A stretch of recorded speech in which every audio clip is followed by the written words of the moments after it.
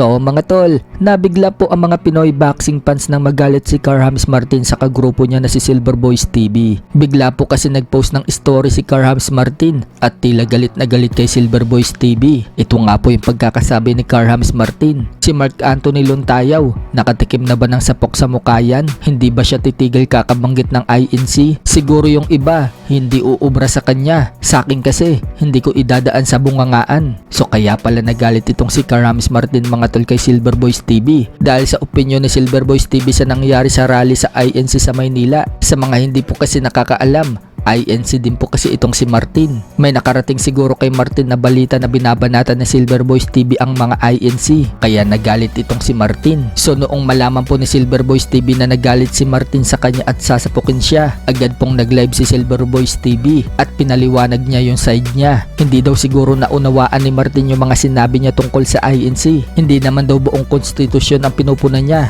kundi yung mga nagawang cause lang daw ng INC na traffic sa EDSA at abala sa mga motorista. Pero ganun pa man, hindi naman daw siya against sa INC dahil may mga kamag-anak din daw siyang INC. Magkaiba daw sila ng opinion ni Martin sa politika. Dapat daw matutunan daw niya yung agree at disagree at irespeto ang kanya-kanyang mga opinion. Banggit pa ni Silver Boys TV, yung kapatid daw niya, pro DDS, pero siya, maka-admin. Pero hindi daw sila nag-aaway. Kung sasapukin naman daw siya ni Martin sa muka, ibibigay pa daw niya yung mukha niya kaliwat kanan. Hindi naman daw siya masisira, kundi si Martin daw ang masisira kapag ginawa niya yon. Dahil lisensyado daw ang kamao ni Martin. Sinabi pa ni Silver Boys TV mga tol, siya na daw ang uunawa kay Martin dahil iisang team lang daw sila. Bukod dyan mga tol, nakausap na din daw niya yung tatay ni Martin na si Coach Abel Martin at okay na daw sila. So dahil po sa issue na yan mga tol, biglang nadulas po si Silver Boys TV at aksidente po niyang nabanggit ang laban ni Martin. Sinabi ni Silver Boys TV mga tol na inaasikaso pa naman nila ang laban ni Martin sa Saudi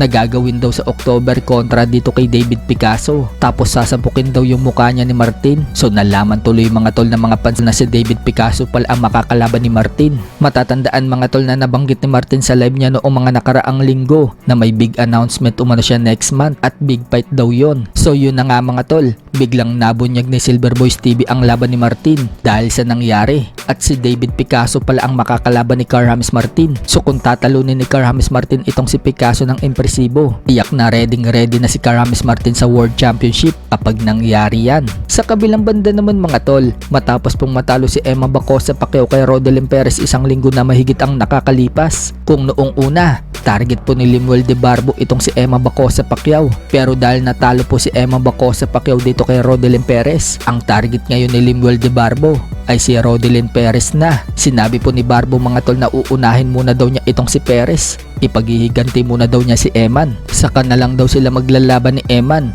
Tatalunin muna daw niya itong si Perez. Hindi rin daw nababahala si Lemuel De Barbo sa rabbit punches ni Perez dahil meron naman daw siyang grab punches na trademark sa boxing style niya. Bibigyan pa daw niya ng partida itong si Perez. Hindi na daw kailangan ni Perez na bumaba ng timbang dahil siya na daw yung aakyat sa timbang ni Perez. Hahanapin daw niya itong si Perez pag uwi niya ng Pinas pagkatapos daw ng mga upcoming fights niya sa Asia.